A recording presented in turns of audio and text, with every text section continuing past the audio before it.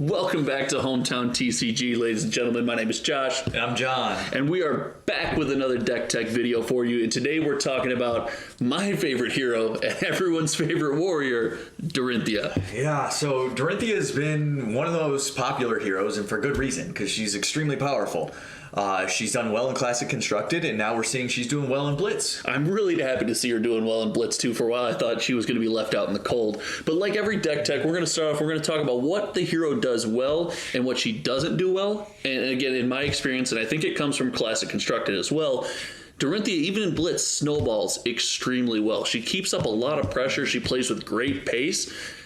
And frankly, she beats newer players extremely well with attack reactions. Yeah, you need to know how to block against her. And if you don't have that, or you're playing someone who doesn't have that, you're probably going to do well. Yes, she's very punishing when it comes to, not knowing how to defend against her specifically. But there are some things she doesn't do well. Like, to start off, she doesn't play well like Ira does with 2 to 3 card hands, right? 3 maybe, but you really want that full grip of cards going into a big turn so you can keep that snowball rolling. Mm-hmm. Exactly. You're the aggressor in the matchup, and you need those cards to really force that through. Absolutely, and because of that, she doesn't defend well either, right? Yeah. You don't really play defense reactions, or maybe you play a few, and if you get in a situation where you have to block, like Command and Conquer, your turn just really isn't as powerful. It does feel a little bit lackluster. But getting into the build that we're going to run today, we want to start like we start every video, and we're going to talk about what we call our core, which is our hero and all of our equipment, because you're going to utilize that throughout most of your game.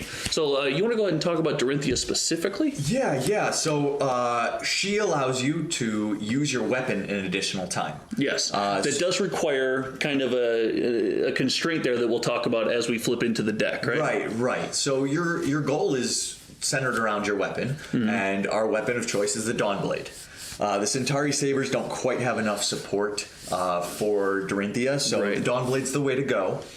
And with that, your goal is just to soup it up as powerful as you can. And it's great because it gets more powerful as the game goes on if you actually can hit. And that's part of that big snowball mechanic, right? And our chess piece, our Courage of Bladehold, is going to allow us to keep that snowball rolling or really kick it off the hill, right? So for our chess piece, we are going to run Courage of Bladehold. An unknown side effect is the 2 defense on this thing. Most of our equipment, considering the boots, gloves, and the chest we're running, does have that 2 defense and Arcanite Skullcap for the head. It's in a really good place. It's really hard to get around that when you're playing it. There's just this wall of defense you're going against. It is. Another one that she's good with is her boots. Her boots, Refraction Bolters, again, feel like they can get you out of a jam, can kind of give you that go-again mechanic that we're going to talk about here again when we bring up Dorinthea. The Braveforge Bracers, they have their uses. The 2 defense is fantastic, but they definitely have their situational uses, as well as, again, the Skullcap is just for defense, right? Exactly. So we talked about Dorinthea's power, saying you can attack an additional time with a sword. However, you only have 1 action point, so you need that magical go again, right? That's where the power from the boots come into, and that's where a lot of our initial thought around this build comes from, and we're playing a lot of what we call automatic go again. We don't want to have to hit. We don't want our opponent to be able to stop us. We want to be able to go again. So some of the stuff we're running for that, hit and run, Glint the Quicksilver. Am I missing anything? Spoils the War. Spoils the War, definitely. We do have some conditional go again in Warrior's Valor, and we like to capitalize off that go again with Twinning Blade. So that's the reason why you want that automatic go again, because it forces your opponent into a position where they may have to block you, and then you can capitalize on that with Twinning Blade if they overblock you. Definitely against a more experienced player who is going to overblock you on an automatic go again turn, knowing they can shut down your Dawnblade. Twinning Blade allows you to kind of play around that and maneuver around that defense and get in, maybe get a counter, maybe keep a counter.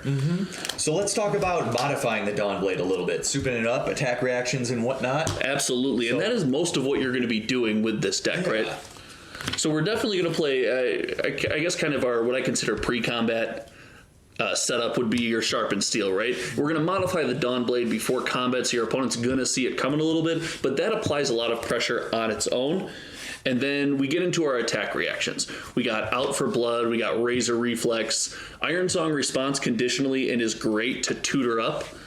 And then I believe we play, we do play Stroke of Foresight in this deck, correct? Yeah.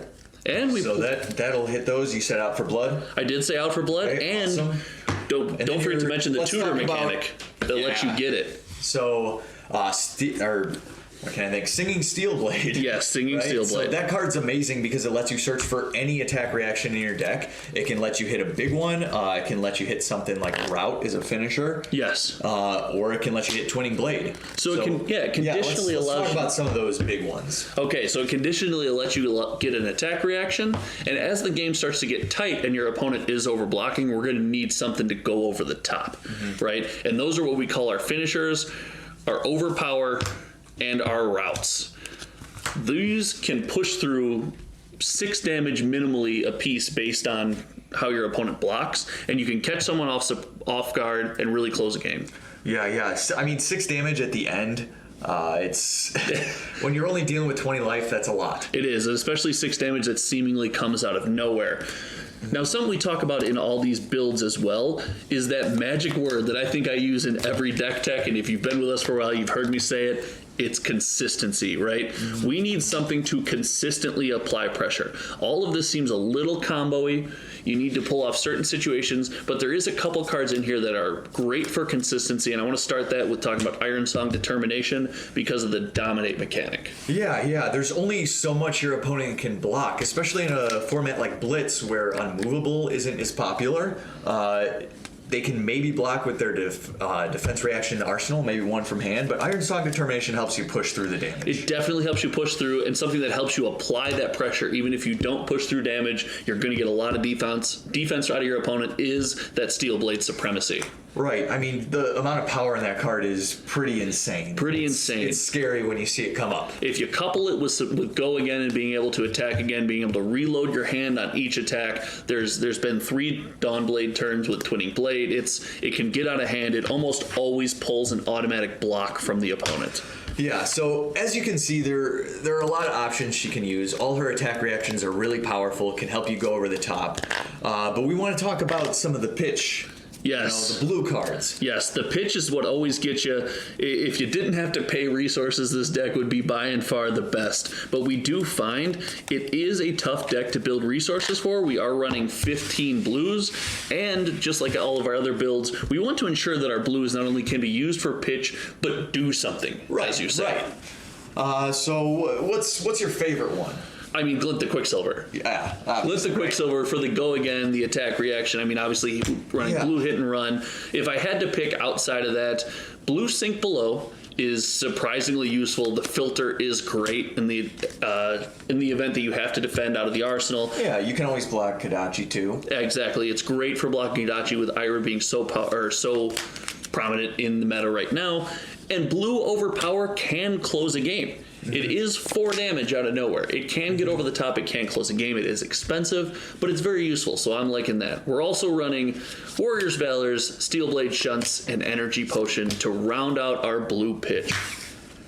Yeah, okay, so we've got those. Let's kind of just talk about any closing thoughts. Where does she stand in the meta, would you say?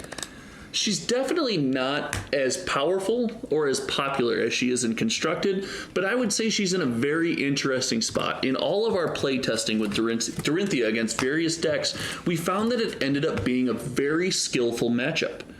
Right? It would depend on how you and your opponent played that matchup. So how many games would you recommend getting in several games with Dorinthea against varying opponents to really get comfortable? You really got to know what it takes, especially like Wizard. If you haven't played many games against that, you got to know what it's going to take to pitch, but then also be able to keep resources to apply pressure. You got to know when to hold them. You got to know when to fold them, right? So let's talk about against Ira too. So Ira is a factor in this format. She's kind of the one.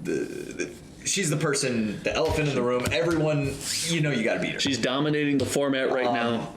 So dealing with her, what's nice about if you go only Dawnblade is that it kind of gets around the Flick Flack. Flick Flack can block maybe your Dawnblade, but then it makes it so easy to block your follow-up attack or vice versa.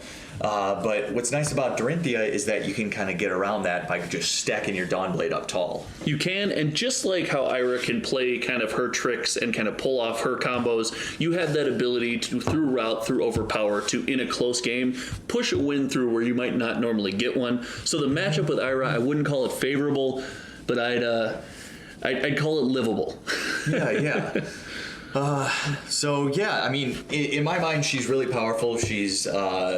She's got her place in the meta. Oh, for sure. I think she's very interesting to play. If you want to see our deck list, you can check it out in the link below. If you like what we're bringing to you, like, comment, share, and subscribe, do all that stuff. It's getting weird to say that now that we're got a couple of you hanging out with us more consistently. So we look forward to talking to you in the next one. Again, I've been Josh. And I am John. And we will see you next time from Hometown TCG.